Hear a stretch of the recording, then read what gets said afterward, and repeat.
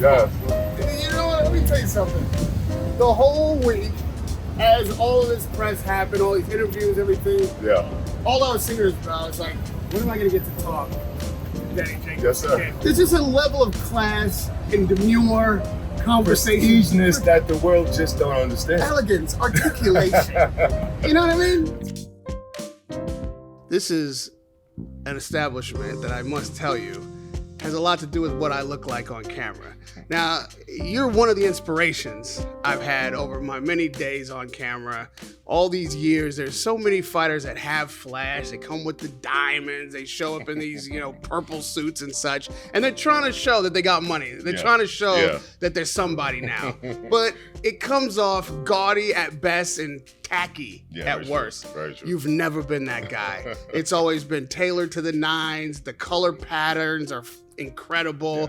You're classy and stylish. I don't care if it's a press conference or a post fight.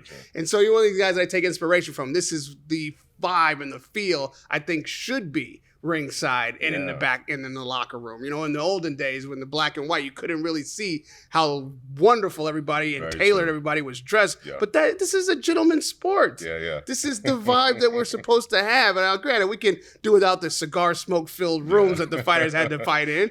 But everything else, man, that is an era gone by that I'm looking to bring back. And so when I had an opportunity to speak to you in Istanbul after so much time, we take for granted during the career how often we got to see each other, how often we got to talk. A lot of times it was about fights that you were in. So the conversation's a little different. We couldn't take a step back in long view, look at a lot of other things. So it was so refreshing. I felt good about it. We put it out. The fans responded to it. The energy was right. So I said, you know what? I got to talk to Danny more frequently. If he's not fighting, I'm going to come. I'm going to fight to see him. I'm going to be where you're at. And I must credit, because I don't remember the guy's handle. But you know what? I'm going to shout him out. Because as I was going through the comments and I was elated that people were enjoying it, I didn't come up with this, which is odd because I come up with bars. I drop bars. No, you do, bro. But somebody said... Two wholesome Negroes. Man, look at that. And I was like, that is what we are. It's genius. This is the three words actually captured the moment. Very true. And what does the world need now more than two wholesome Negroes? We're going to bring it to you. We're going to deliver that thing. You've been wondering what's wrong with the world? Well, there's not enough wholesome Negroes on a microphone in front of a camera. We're going to do our part. There it is. Danny, welcome. Thank you, brother. Thanks for having me. And New York has been, in the decades and eras of boxing, a real home for the sport. I mean, we couldn't even take enough time to run down the legendary fighters and fights that have taken place here. But as of late, it's not been the case. I mean, we were Vegas for a long time, which is, still a hub of boxing, but New York had come back, had a resurgence the last 10 years, 8 years ago. And then it moved to London and the center of boxing ended up there. And I get very few fights in New York. So it's been a special time.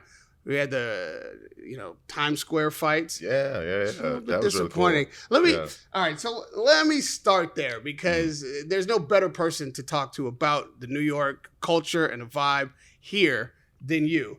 The Times Square fights. I mean, how did that hit you? First when they announced it was going to be there, and then what the fights were. First in my mind thinking, how are they even going to pull this off?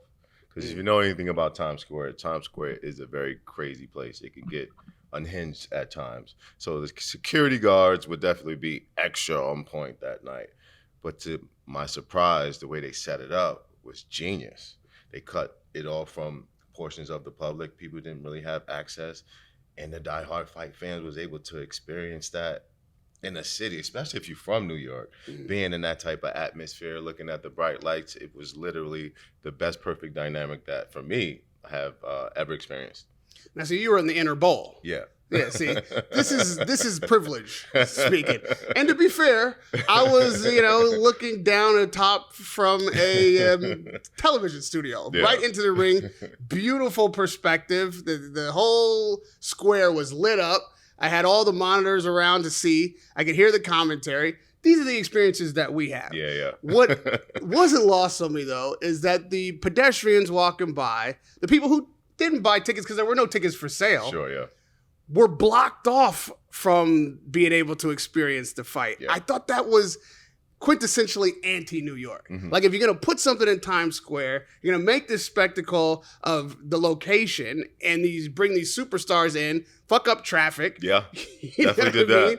that. You got to let the people, you got to let the common guy look through that fence. There needs to be a barricade. You just can't let, anybody walk up on you. But it took the high guard, and like, we're going to be extra with security this time around. Yeah. So we'll give him one chance this time, but next time we got to, we're New Yorkers. Like, spread love is the Brooklyn way. That's it. This is what we do when it comes to the culture. We embrace, and it's a oneness. And so that being the way that it was an amazing experience in itself, right? Right. But next time around, hopefully we can make it more grand for the fans. Yeah, I thought it was going to be no traffic, everybody in the streets, packed wall to wall. You can just see the fight. That would have been so cool. So Central Park maybe next time. I just want to see a sea of people looking at these fights and, with no obstruction. But with that said, it was an ambitious, you learn what you learn. You figure out how to get it right. True, and His Excellency has taken big bites. Man. And this time around, he took another one because we were in Armstrong Stadium, Louis Armstrong Stadium. My second favorite love, and it is a close second, is tennis. Women's tennis, to be exact. And I've been in Armstrong Stadium many a day, Arthur Ashe Stadium. I've been on the grounds of U.S. Open year after year after year, but there's never been a boxing match there before. I've never seen anything but tennis there before.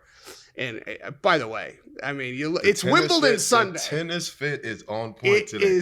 I got the socks and everything, the tennis shoes, the kit edition, mind you. Right. And I just felt the vibes today. I said, you know what? My brother wanted me to show out, so let me come with the fashion New York City vibes. As I languish in my new lair in the south of London, I am also, as I said, very quaintly aware of how Wimbledon Sunday just hits the heart, man. Like, I haven't missed a Wimbledon in years, and because of these boxing matches and my travel, this is the first one I've missed in quite some time. That's awesome. And you just knew what it was. This is what I'm saying. You know what I mean? And it's not the tennis set, it's the color. Look at what is this, pistachio? Hey, what are we calling this? That's exactly what they called it. When I said green, right? I wouldn't have, man. Sir, this is pistachio. Yes. We're going with that today. I wore a salmon suit on Friday night. So you're dealing with two Negroes who would wear pistachio and salmon in the middle of the summer in New York. This is the novelty of what you're experiencing. With that said, though, I thought, you know what, man? The atmosphere was everything that it wasn't in Times Square. Yeah. The roar of the crowd, because the arena is built so perfectly, the stadium is designed, because it's a small venue, really. It's not like, for those who may have been to StubHub in LA, one of those kind of like battlegrounds. We just had wars. We had wars like Alvarado Rios. One crazy fights just happened there. This reminded me of that. It's a small bowl. The sound can't escape. Puerto Ricans on their feet, rocking the arena when Berlanga came in. Yeah. And I was saying in the whole fight week, man, this guy's got to win. Fat Joe. These guys, they held him up. Yeah. They're like, this is our guy. Puerto Rico pulled up, and they had just lost the night before. So they was on the back of Berlanga. Exactly. And they needed him to pull through. And when you know that kind of pressure's on you, your whole community is riding on you. Yeah, for sure. Your night. It's your backyard. This guy is coming over. He's not even American. Yeah. He's British. Yeah. You know what I mean? With a Middle Eastern background, there's nothing tying him to this country. And then he had the nerve after the fight to say he's the king of New York. I'm the king of New York now. You can't let this happen. Man. As a fighter, how does that change the pressure dynamic? Can it affect you positively or negatively?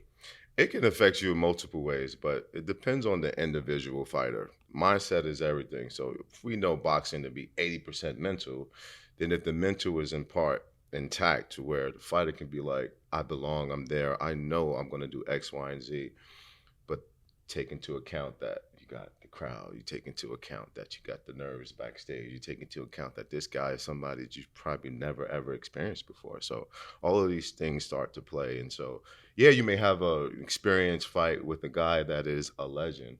But two, it's also like, what is it like to actually feel the pressure of a whole country or a whole city or just the culture on your back? That's a lot of pressure. And he's still a young guy. He has a lot of experience, but that mental aspect of those pressures that I just mentioned is really a lot. How do the fans respond when your man gets knocked out like Berlanga got knocked out? We know boxing can be cruel. Now with the advent of the internet and the memes and the stanky legs and the music they attach to it, all this stuff. In a moment like this, what do you think Berlanga's going through? Well, the thing that is concerning for me is just more so of the mental health aspect, because this could really, outside of making a fighter feel, I lost, I'm embarrassed, like you can take this into your home. This could be something that you bring within your household, and now all of that energy is within there. And you know, are you mentally okay? Because the pressures of being that guy in the sport where you can be either humiliated or embarrassed is for a man too, right? It's a lot. And so I think my wish for him is just to get the mental aspect of it. Yeah, we have ups and downs and disappointments, but I think what the fans are trying to say when it comes to Berlanga is maybe how he's very bashful, or how he comes out, or how he flaunts, or how he comes off across. And, you know, there are certain fight fans, or there are certain people who doesn't agree with that, because in order to have that type of, you know, mentality, you would have had to have those type of experiences. And so I think, you know, they were thinking, or maybe there's a notion that he's putting himself in a position that he hasn't truly earned. And so with the pressures going on, I could imagine just what was on his mindset that night. Yeah. He didn't just get knocked out. He got knocked down a couple times. Yeah. And the culture in Puerto Rican community, it's macho. I mean, you know, Hector Macho Camacho. I mean, that is part of the bravado that he brought to the buildup. Yeah. Understandably so, right? He's letting the city know that he as a man is standing up. Yeah. And, you know, he clowned Oscar De La Hoya about his manhood. For you, look, remember this shit? Remember that shit?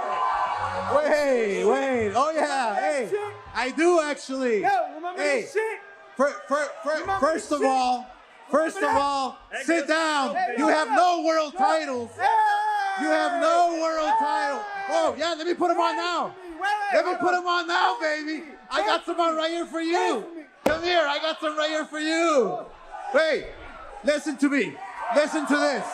This guy's not even Puerto Rican. Threw the wig across the stage. The wig, the high heels, the stockings. And then Oscar, you know, now here's the thing. Oscar, well, I'm sure, and we saw his documentary where, you know, this guy at some stages in life was suicidal. He went through drug addiction. He went through it all, right? But now that's the easy shot to take at Oscar. Sure. And he rolls with it. So in clowning Berlanga after the knockout, Oscar donned a wig. He was rocking a wig on socials. And that's one way to parry this kind of attack. I don't know that Berlanga has a sense of humor about it yet, though. Yeah. And the male ego can be so fragile, especially when you make that your identity. Very true. As a fellow fighter, right? I don't know if you guys know each other or not or what. Yeah. But in the quiet moments, if you did know this guy and had an opportunity, what do you say to a fellow fighter that's facing something like this? Well, I do know him. I mean, we've been cool for a long time. And then also, I've known him since the amateurs, too. He was a few generations before me. But, you know, we all from New York City. So New York City is a very small community in boxing. But the advice that I would give to him is just stay strong, because that's really all you can do. Stay strong. Next time, move different. And when it comes to the defense aspect of your game, we know he has a tremendous offensive onslaught. What he has inside his chamber is incredible. 17 first-round knockouts or something like that. I mean, you can't take nothing away from him. But to critique, I would just say focus a little bit more on defense. You know, as I was watching, I was there live, right? But then again, today I watched some of the highlights, and there was a shot where he was coming down with his hands down instead of being up, and he got caught with the left hook, and that's what, to me, what kind of started it all. And so even shots that you thinking you're slipping because we're used to being amateur, and I mean, I know that's how I was. I was like, you know, it was all of that. And so my trainer, Andre Rozier, Victor Roundtree, Gary Starks, all told me there's going to be some point where that's not going to work for you in the pros, because any little small shot can harm you. Any little precision shot on your temple, on your chin, wherever it may be. So those defensive mishaps that he has, if he can stay true to keeping them tight, because here's the thing, skills is skills. But taking a shot is a completely different thing. And so you sometimes can't train that. You just have to bask around it. What do I do to protect something that maybe is getting stronger in time, but maybe it's not the best? Like, even with all the pressures too, when you take a shot, it is not the same as when you take a shot when you're confident. Like, that actually affects you. My first 2 rounds, pretty much of every fight that I've ever had, it was like, I don't want to get hit with a big shot, because I'm not sure how my body is going to respond, because I'm already nervous. I'm already shaking. I'm already thinking the worst, right? Sometimes I'm my biggest own critic when I was in the ring, but I would always say I just don't want to get hit. And so Berlanga needs to understand and be in tune with his body and just focus around those things. Do you see in what you have experienced watching him fight and coming up from the amateurs and all this, the pedigree that will one day allow him to not just compete at the global level, but win at the elite level? He's had an opportunity against Canelo, who didn't stop him, ironically. You would think Canelo's the bigger puncher and more experienced than Sheeraz. You'd expect him to stop him if either one of those guys did. But it's Sheeraz that got the knockout. I put that down to just, you know, the old adage that styles make fights. Sure, I don't know if that is in-depth enough an analysis, but that's what I rocked with on the day. Is it that Berlanga just doesn't meet the standard? This has been his test to get to that next level? Or is he doing something just so fundamentally wrong that he can't compete at the elite level with the kind of adjustments you talk about? I think it's precisely the styles make fights, because when you think about a guy like Canelo, I mean, he has the recipe to get things done. I mean, there's been so many fighters that he was supposed to knock out that he knocked out. Maybe a handful that was like, oh, you know, this guy survived, or this guy. Regardless to what, Canelo gets the job done. So if you can compare him to a guy that actually did the impossible, is, to me, he had the specific style for it. He was able to be rangy. Canelo had to come in. Canelo had to find where to get inside and when to land those big punches. Fake the left hook and threw that left shot. But it was a coming in. He wasn't far away. This guy was far away, so he controlled the distance. He was able to control the fight based off of his style, his long jab, and circling the ring, whereas Canelo coming forward looking for the big shots. The next breath out of everybody's mouth after Hamzah did complete this fight by knockout, spectacular highlight, coming off a fight a lot of people, including myself, thought he lost. He got a draw on the cards, but a lot of criticism. You know, Frank Warren said, well, he's weight drained. He just didn't have the power. That's an excuse that we hear when a fighter maybe can't compete in a division, and then they run to another division. And that's what I thought we might be hearing. So this was proof from Sheeraz that maybe that was a fact. That now, taking nothing from Adames, he fought a hell of a fight. I thought he should have got the decision. But if it is in fact because, you know, just Hamzah was drained, his power wasn't there, and it was a bad night for him, that can happen. But the next breath, Canelo Alvarez. It'd be an honor to share the ring with him. It genuinely would. Someone who, like I said, I've looked up to, and then the next thing you know, you're in the ring with them. Do you know what I mean? So, like I said, it's an accomplishment itself. But one thing I can guarantee is, if I do ever share the ring with Canelo, it's not going to be the case of what happened in his last fight where his opponent was trying to run. I promise you guys, like, it's on camera here. Even if I get knocked out, I'll stand there and trade with him at the end of the day. Granted, though, right, I do see the difference in his physical physique and performance. Snappier, he was sharper. I mean, the power was there. I mean, and when he had him hurt, I seen him unload. That was surprising too, right? I mean, just to see him barrage and throw punches and bunches. So to say is he deserving of a Canelo? Yes. Next? I don't know. That's my thing. And so with an amazing performance, now this catapults him to where he have options of key players, but to automatically, just from a fan's perspective, to automatically put him in there with Canelo, I would say maybe give him another fight or two, even another fight, right? Just to kind of solidify it, because there's been so many fighters that work so hard to get, those big paydays and end with one of the best fighters of their generations. And so, too, he has worked his way to the top. But for me personally, I wouldn't say that Canelo is the next one. And so if they're talking about 2026. I could see Canelo maybe even having another fight before then, Yeah. Who knows? Yeah. I mean, Canelo's going to be facing Terence Crawford, who is going to bring all the fucking noise he can bring. And then there's that. Canelo's got a tough challenge ahead of him, depending on who you ask. Sure. Some say he's just got a big payday and everybody is like tripping. As of last night, in fact, listen, I go back and forth on it. Okay. I go back and forth. Sometimes I'm just like, this is stupid. Like, this is too big. Mm-hmm. We saw Canelo, dare to be great, and I take nothing from him doing that, but he wasn't able to compete with Bivol at 75. Yeah. You know what I mean? There's a weight divisions for a reason, all the things that you hear. But then I saw Terence last night after Shakur's fight, mind you. Yeah. And listen, Terence doesn't always want to talk. Mm-hmm. I love the guy. Sometimes he pisses me off because he just is like, nah. You know what I mean? Or says something rude or crazy. And sometimes I get after him when I shouldn't. Sometimes I should just leave the guy alone. But, right. I want to talk to him every time I get a chance. And last night, I rolled up on him. It's always 50-50. Yeah, you never know. And he couldn't wait to talk. I was like, oh, this is interesting. He was hyped. That's my boy. He was pouring sweat. When I came up, he was taking his shirt off because it was drenched with sweat. Mind you, he didn't fight last night. Yeah. He was ringside. And so I'm like, Terence, like, what's your analysis? He was like, marvelous. Only thing I didn't like, that he was standing on the ropes too long.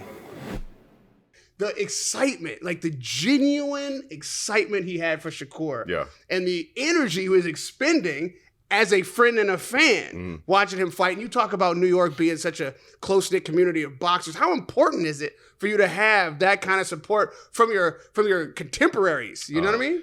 And so, like, for me, having an extensive amateur background, that's where you formulate that boxing community brotherhood, because you're going to different countries, you're fighting in tournaments, you're seeing each other so frequently in so many different places within the world. And so when I see Terence supporting a young guy like that, when I see Clarissa Shields, these are all guys and girls from USA Boxing. And so this is what reminds me of the purest time in my life, because boxing as a professional turned more into a business than it did being more about the sport.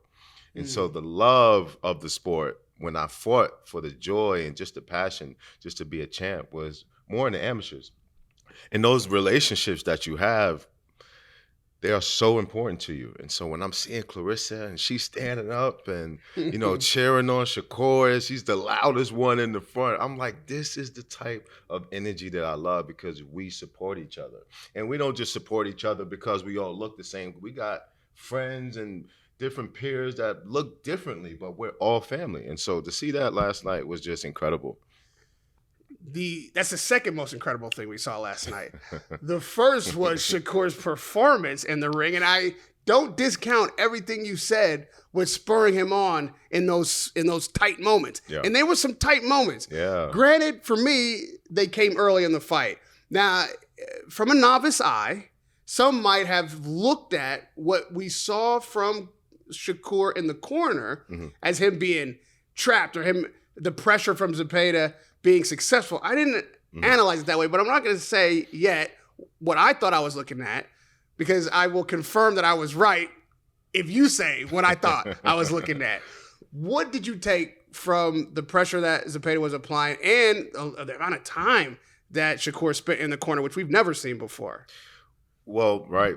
for Zepeda, to me, he was trying to gas Shakur Stevenson's out. To me, that's how I took it. But also, too, that's his style. Punches and bunches, pressure. Shakur, to me, in the initial part of the rounds, maybe like 1 through 4, as he's being pinned against the ropes, I'm thinking that he's just luring him in. He's trying to bait him for a shot. He's trying to get that big, you're going to respect me, and this is going to back you up. The defense that turns into offense type of style when you're in the corner. That's what I thought he was doing. But even still, he switched it up. I mean, as the round started to progress, I started to see, okay, no, he's putting it together. Okay, yeah. And mind you, I'm the biggest Shakur Stevenson fan that there is. So you talk about Clarissa in the front. I was in the back too, doing my Jamaican. Boop, boop, boop. Like, that's it. It was crazy, right? But the performance was masterful. Yeah, it was incredible. So when I'm in the corner, I'm worried. When I'm in the corner. When Shakur's in the corner, I'm in my seat. Yeah. It's very comfortable. And I'm watching what's happening, and I'm worrying. I'm like, fuck, what are the judges seeing? Because the fans, they're eating it up. Yeah. And a lot of times, depending on your angle or your knowledge of the sport, right, you don't know exactly what you're seeing. Yeah. So a guy in the corner with his back against it, another guy throwing a lot of the punches, the other guy who's, adjusting to and reacting to punches, looks like maybe this guy in the corner is getting beat up or at least dominated, and the other guy is applying all the pressure and the ring generalship running the fight. And that can swing judges, and the fans, crowd noise can make judges think punches landed that didn't. For sure.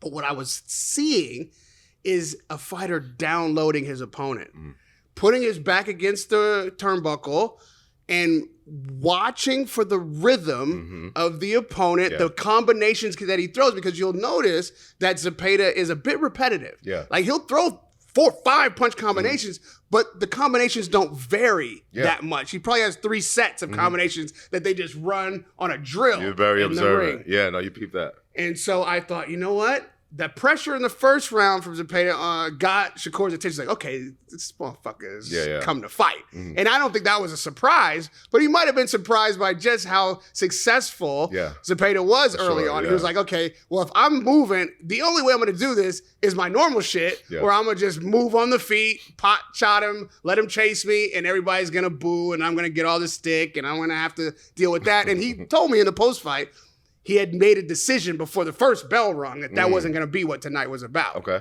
Right? He was here to make a point. He wanted to make a statement.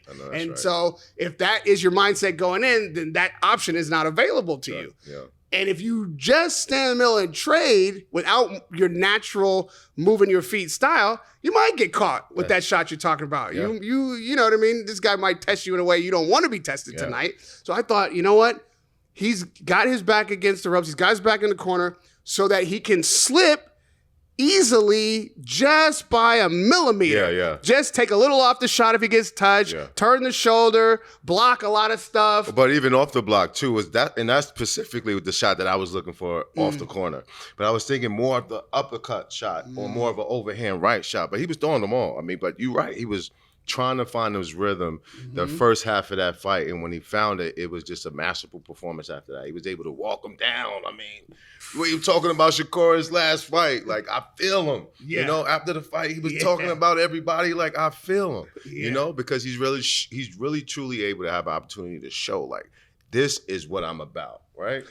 I saw 3 fights from Shakur last night. He went through the gears. Yeah, he did. I mean, like you say, that first maybe third of the fight even. The first third of the fight, it was a little bit back and forth. We talked about how it started, and then once he's downloaded that rhythm, seen them combinations, knew what he was coming, then he started hitting with those counter punches that you're talking about. He started catching them, big shots, and then back to it. Big shot, and then back to it. And then it progressed into him starting to walk Zepeda down. Yeah. He started to be, because now he knows the rhythm. He can slip, and then all of a sudden we're in the middle of the ring, right? And Shakur is coming on, which is why I only gave Zepeda 2 rounds out of 12, which on paper does not tell the story of the fight. Okay. That was an entertaining fight. It wasn't a close fight as boxing is scored, but it was an entertaining scrap. And at any moment, the tide could have changed. 2 rounds. I gave him 2 rounds. And Shakur, I love him, but 2 rounds. I would say maybe 3 rounds. Arguably, I could give him 3 or 4 rounds. 9. Maybe, I could have given him round 9. I gave him 1,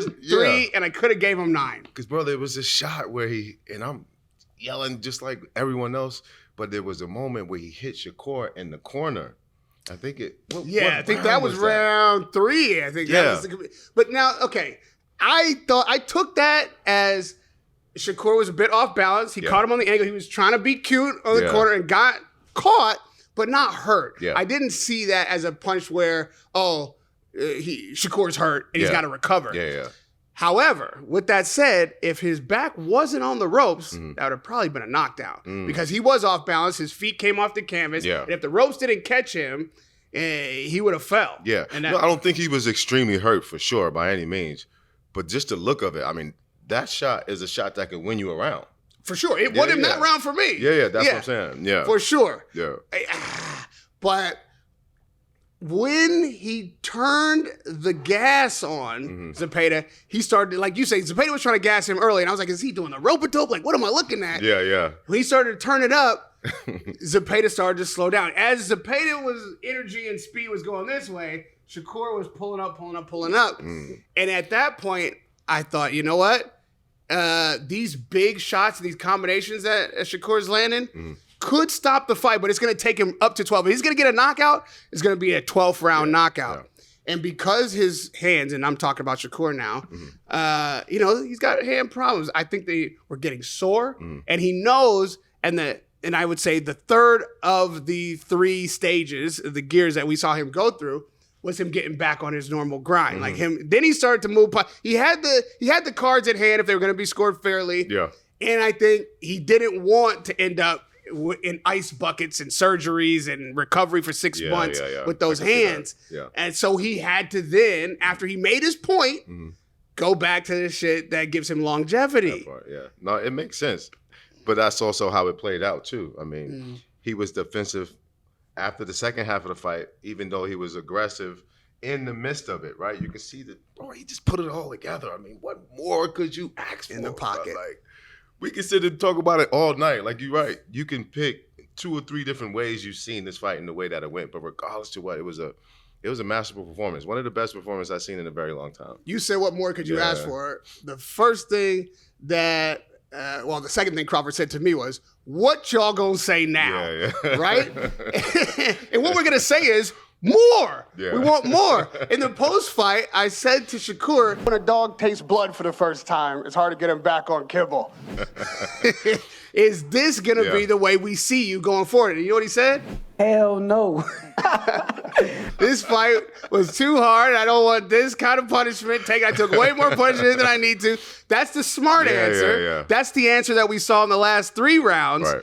But when that bell rings again, all that adulation from your community, all your favorite fighters and friends that you came up with out of their chairs, Danny Jacobs in the 3rd row, we're doing his Jamaican shit at the press conference. We're all like heaping accolades on you instead of hearing boos and criticism or why was it so boring.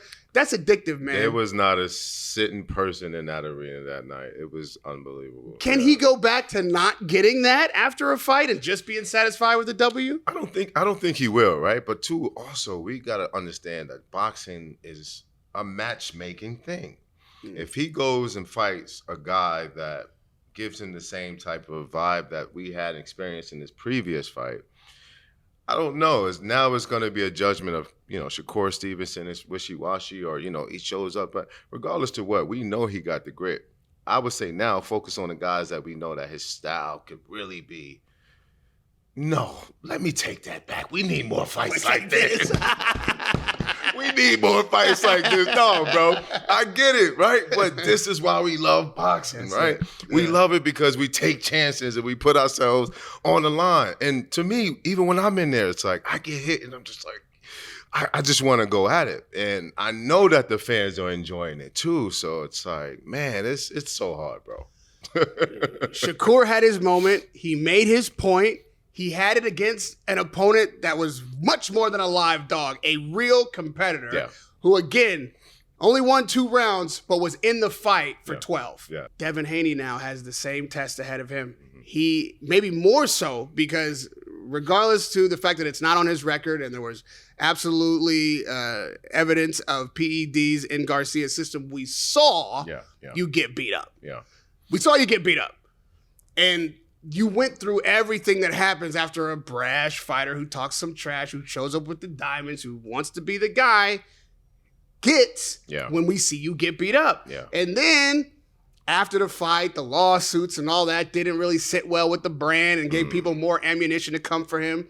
And he had that moment in Times Square where we thought, okay, well, this is where you prove that shit really wasn't legit. Yeah. And it's the Devin Haney we want to see or expect to see. Yeah. Which, by the way, I got to note, Devin takes the fights that nobody wants to take. Don't forget, Devin is the guy for sure. who was stepping in to fight. You got to put some respect on his name. You got to put some respect on his name. You call him pillow-fisted and all this. Well, okay, if he is pillow-fisted, then he's even more courageous because he's taking big fights against guys who everybody else is avoiding with pillows on his fist. Very true. So if that is the case, then when we seen him in Times Square, we thought he was going to be in the Shakur Stevenson mindset to make a statement. Yeah.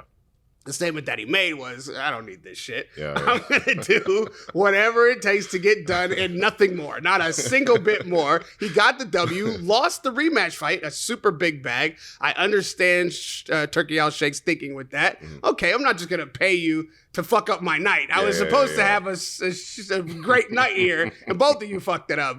Garcia lost, and Haney did the absolute minimum. Yeah.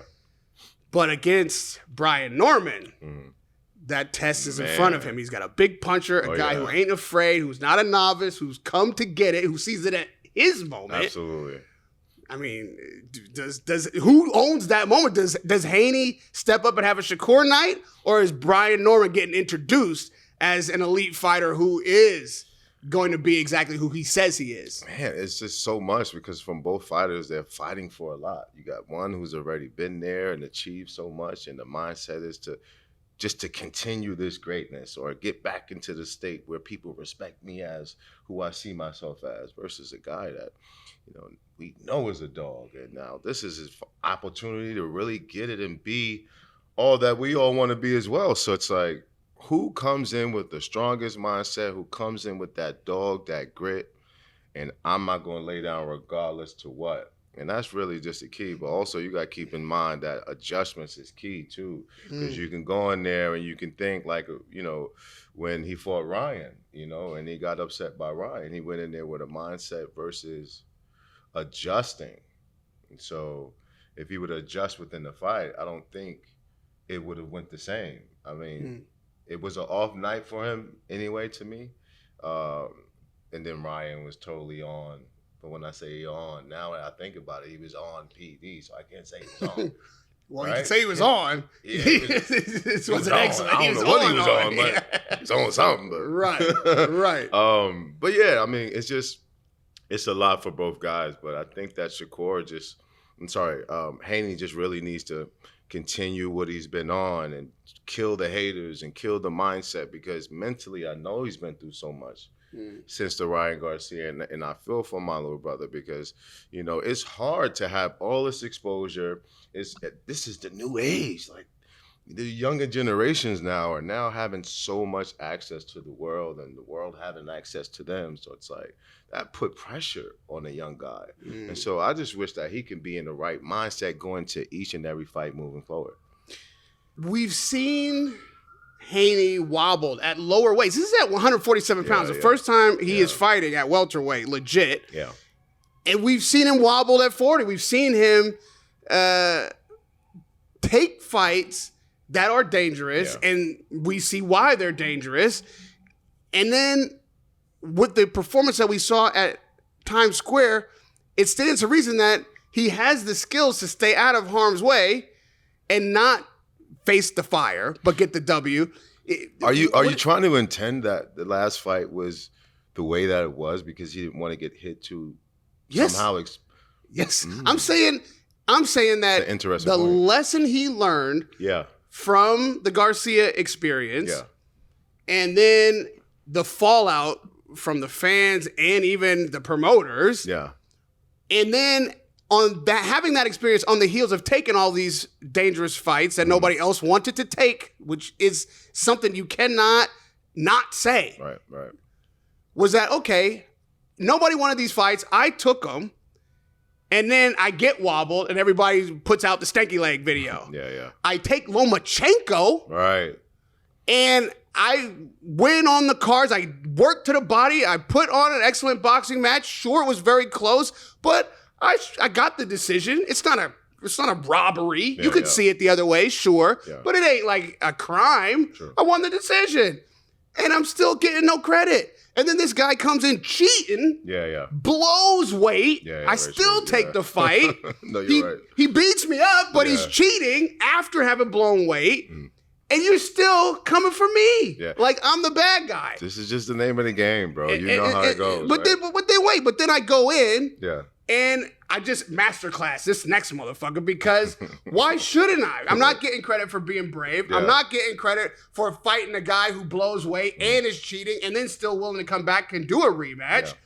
Yeah. And so I'm just here to get this money and then I'll get the rematch and then we'll see how I fight him. So if that's the lesson learned, which I understand, like if you're not going to get credit and you're not going to get respect, then get money. Yeah. So this is a key point, right? And this is to all the up and coming fighters and all of the generation of boxing. You damn if you do, you damn if you don't. The best thing you can do is do your very best, whatever that may breed, right? Because there's a certain level of passion that each fighter has.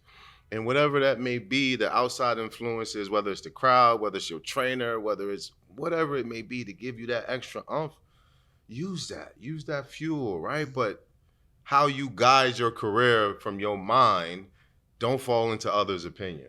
Don't fall onto the pressures of changing your style because that could put you in harm's way. And then people having this back and forth on, do I do this or do that too much? Like, it's like, be yourself because yourself is what got you to this point. Who do you think Devin Haney is? We've seen these 3 different kind of versions of him now. Who is he really? Is he the guy that trades, even though, I won't call him chinny, but even though, with bigger punchers, he's been wobbled. Yeah. Is he the technician that just stabs to the body, moves the Lomachenko style, which also wobbled him? Yeah. Or is he the guy we see at Times Square at his core, just, you know what? I can win this way, and I should just keep getting the W's in the easiest way fashion possible. I mean, who is, when he's being himself, who is he? Right. I mean, he may be all of those things and more. Right. It's just about being your best version the night of the fight. I mean, we all have mishaps. We all have bad nights. I mean, even Floyd, right, had bad fights that were controversial that people thought he may have lost. And so it's just really coming with the understanding that, bro, you got to go in there and put your heart on the line. But yeah, things are possible when you're not in the actual ring fighting and you're in the gym prepping for a fight. You know, and you're learning your opponent. Okay, he's a big hooker. Let me keep this up. Let me do everything that's necessary for me not to even push this down or whatever it may be. But bro, things happen. And there is not one fighter that is perfect when it comes to if his opposition is like his kryptonite, right? Because every fighter got a kryptonite. I can tell you that. Like, and my kryptonite used to be those novice fighters that when in the amateurs, when it was coming up, it was so wild. Like, Manny Pacquiao to me is, and this is with all due respect, but I love Manny, but he's like a novice fighter because they used to throw punches from everywhere, but he like mastered that style and it's like become something that is unhinged. You can't, it's coming from everywhere. He was a one-handed fighter for almost half of his career. Freddie got him, got him throwing 2 punches, lefts and rights. Before a while, it was just left-handed. Like the guy, he was, you're right. And he was so awkward and in and out and jerky and angles. And you're exactly right. It gave people fits. And, we talked about Berlanga having 17 first-round knockouts. That's the steam that he came in on. Forget the Canelo fight. All right. That's still a win. I learned. I'm going to come in here and knock out Hamzah. And then we see Brian Norman, big knockout, Japan. But the same thing that was said to Berlanga is what Haney is saying to Norman. What were their names? Who were these guys? Right. You're supposed to be this big puncher, but anybody can knock out anybody. Yeah. You know what I mean? But you can only beat the guys they put in front of you. And early in your career, they're gonna be nobody. Yeah. If you're guided correctly, anyway. Does it mean anything if you're beating up nobodies? until you beat up somebody? Does any of that actually count? Yeah, yes and no, right? It counts too, because I've had guys on my record that at the time wasn't something to brag about, but they even evolved and became champ, and they, done things, and now I brag like, yeah, I fought that guy. That's something to be proud of too. But it's like one of these situations, bro, when you're coming up, it's like you just gotta fight what's best for you. Get the best team, get the best crew, and y'all do what y'all gonna do. And that's it.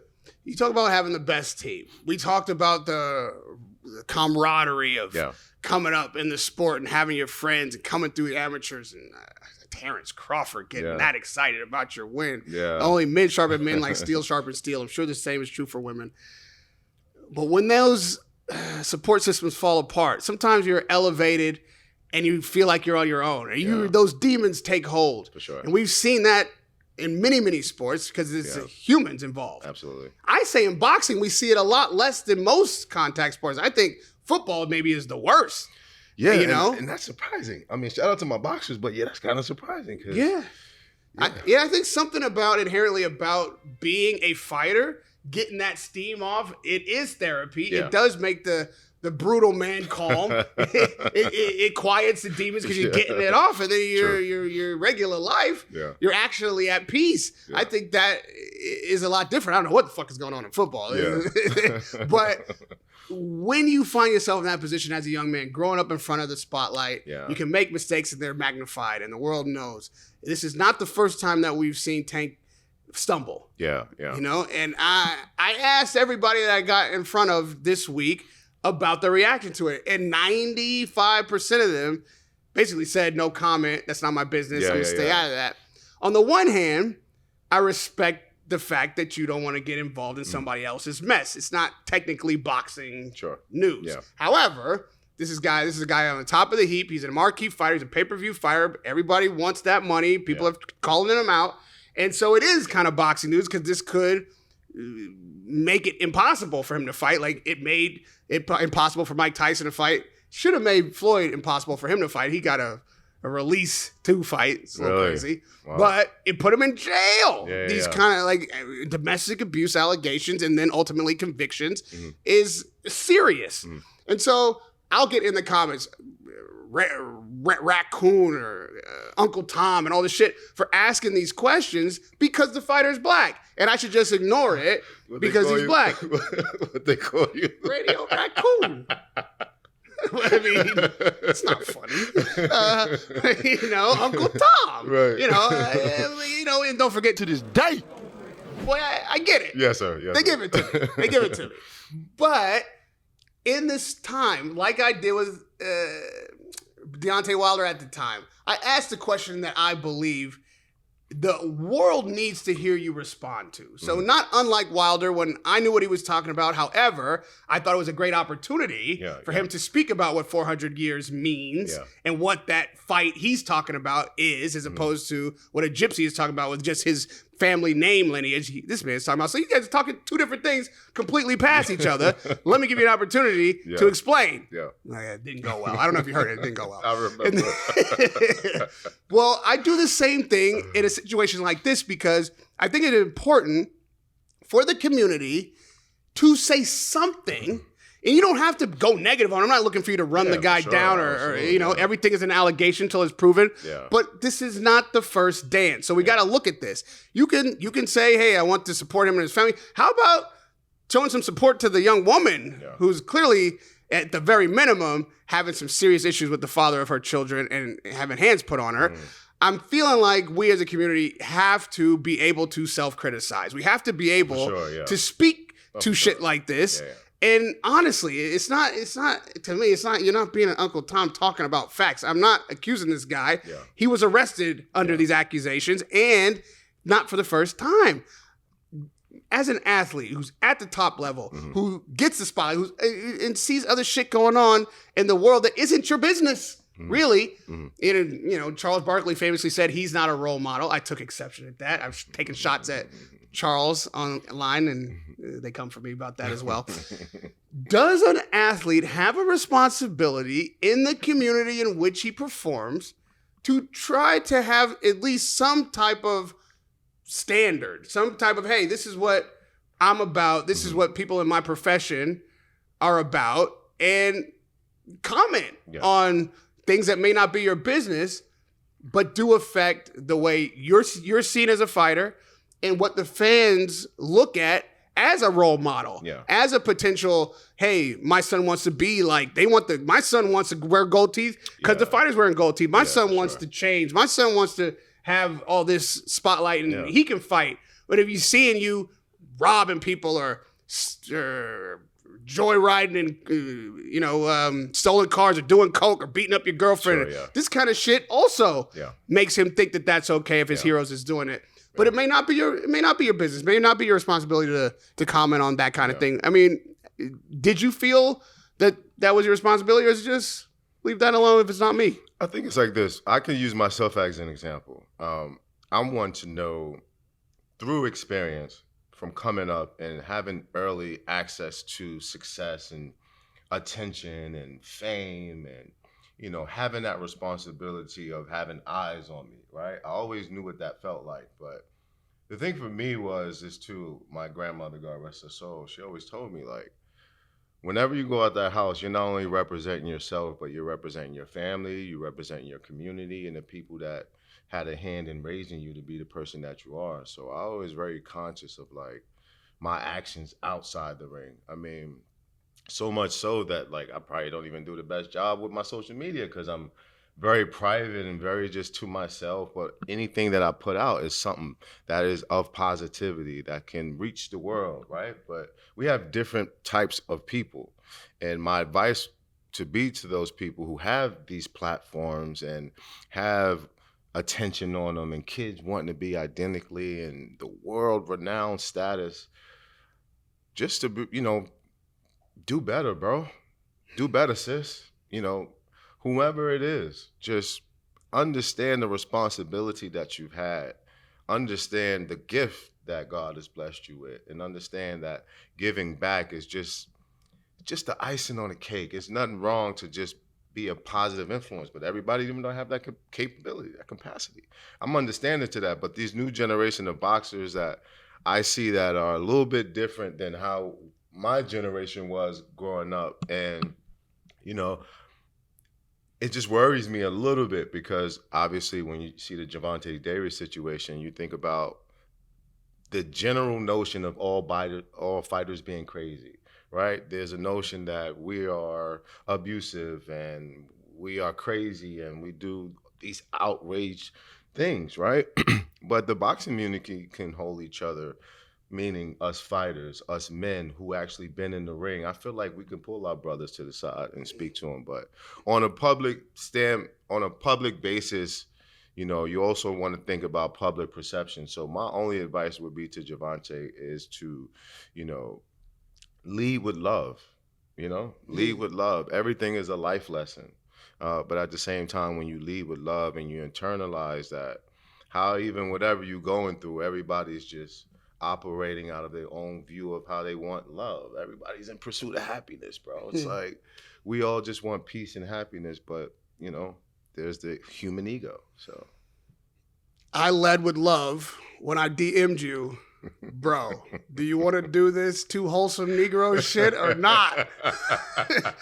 When I talked to you in Istanbul, I was like, oh, this is an energy I want to experience on a regular basis. This is me putting my best foot forward. Right? Who doesn't make mistakes? I don't want the pressure of being a role model, but I have the privilege of the spotlight. So there will be those who see what I do and say, I want to live that kind of life. So I try, at least publicly, and hopefully I meet the standard privately, to be someone that you could tell your kid, hey, that's not a bad route to go. Very true. This guy, you could make some improvements, but this isn't a bad framework to start with. And so talking to you and learning as much as I feel like I know, having a conversation with somebody I learned from is a well I'm going to keep going back to. It's something I think is important enough to put in front of the public. This is us doing our thing. Nobody's perfect people. but we can be wholesome. Yeah, we could be very wholesome. There's nothing wrong with being a wholesome Negro. Right. I don't like that these words have poor connotations. Yeah. You know what I mean?